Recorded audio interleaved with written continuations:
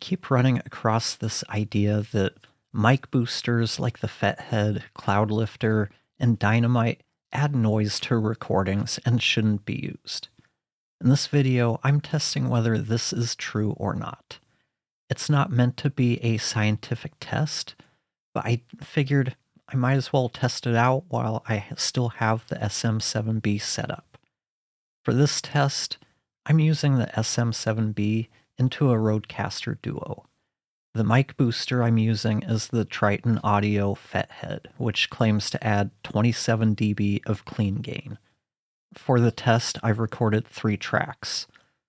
The Rodecaster gain set to 70 dB, the Rodecaster gain set to 43 dB with the FET Head, and Rodecaster gain set to 38 dB with the FET Head. From there, I level matched the recordings using loudness normalization and brought them into RX to analyze and listen. Here are the 3 clips, and each one was recorded individually to eliminate any differences in mic cables or by using a splitter. So here we are in RX. Here's the first clip. This one is no booster, so the gain is set at 70 dB in the Rodecaster. The second clip will be the FET Head with the gain set to 43 dB, and the final clip will be the gain at 38 dB. Do you get a lot of noise in your headphones when they're connected to your Rodecaster device? Well, you're not alone. I started using the Rodecaster Duo, and I immediately found the headphone noise intolerable. Do you get a lot of noise in your headphones when they're connected to your Rodecaster device? Well, you're not alone. I started using the Rodecaster Duo, and I immediately found that the headphone noise was intolerable. Do you get a lot of noise in your headphones when they're connected to your Rodecaster device? Well, you're not alone. I started using the Rodecaster Duo recently, and immediately found that the headphone noise was intolerable. Okay, so visually, I'm not seeing much difference in the noise level between the 3 clips. So let's take a reading of the noise between the 70 dB clip and the 38 dB clip. So on the 70 dB clip, our noise comes in with an integrated loudness of -65.1.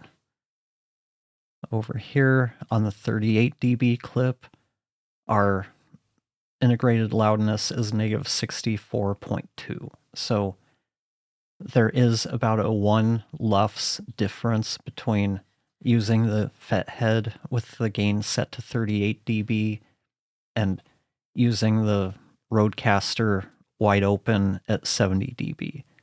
So what I can take away from that is that there really isn't much of a difference when using the Rodecaster.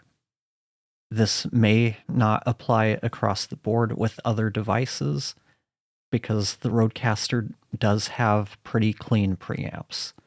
I know the preamps in my Apollo are definitely noisier at the higher end of their gain, but since it's dead, I can't really test it with the Apollo.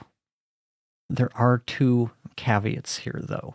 One, I expect these results to be similar to all quality inline mic boosters, like the SC Electronics Dynamite.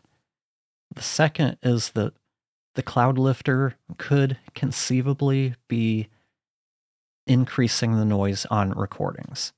This isn't because the Cloudlifter is actually adding noise, but with the design of it, it tends to get plugged in between the mic cable and the audio interface, whereas something like the FET Head, it plugs in between the mic and the cable.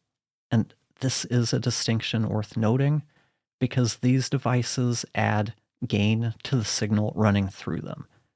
If your mic cable is picking up any kind of noise because it's, I don't know, poorly shielded, or it's too long and you have it coiled up, maybe you have it running along with some power cables, or other scenarios that add noise to your system, a Cloudlifter will be increasing that noise by 25 dB. It's the one big disadvantage of the Cloudlifters, and why I recommend a booster that can plug directly into the mic, because it provides the cleanest signal path. What about you? Have you found mic boosters to add noise to your recordings?